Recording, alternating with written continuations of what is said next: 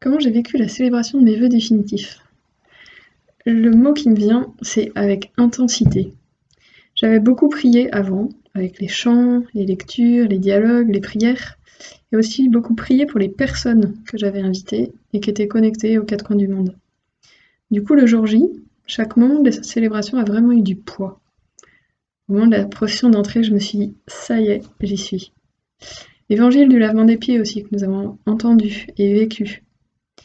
Aussi quand j'étais prosternée par terre pendant la longue litanie des saints, ou à genoux par terre pendant la longue prière de bénédiction. Et puis quand j'ai entendu pour moi la fameuse phrase « Tu fais définitivement partie du Cénacle, désormais tout est commun entre nous ». Donc, intensité. Les choix que j'ai faits pour cette célébration. J'ai beaucoup mis de moi-même dans les choix que j'ai faits. Mais j'ai aussi beaucoup reçu des autres, un peu comme un signe de la surabondance de Dieu quand il nous donne ou quand il passe par nous pour donner. J'ai choisi de placer le geste du lavement des pieds au cœur de ma célébration. Parce que pour moi, la parole de Dieu est à vivre, à mettre en pratique, et pas seulement à écouter. C'est un appel fort qui me tient à cœur, et en même temps qui me dépasse, car on n'a jamais fini.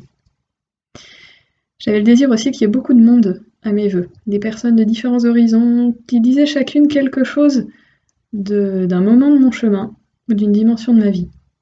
Et j'ai eu beaucoup de joie à voir tous ces amis, ces sœurs, ces membres de ma famille, des enfants, des jeunes, des aînés, être là, heureux d'être là, et touchés par ce que nous avons vécu ensemble. La joie est meilleure, elle est plus goûteuse quand elle est partagée.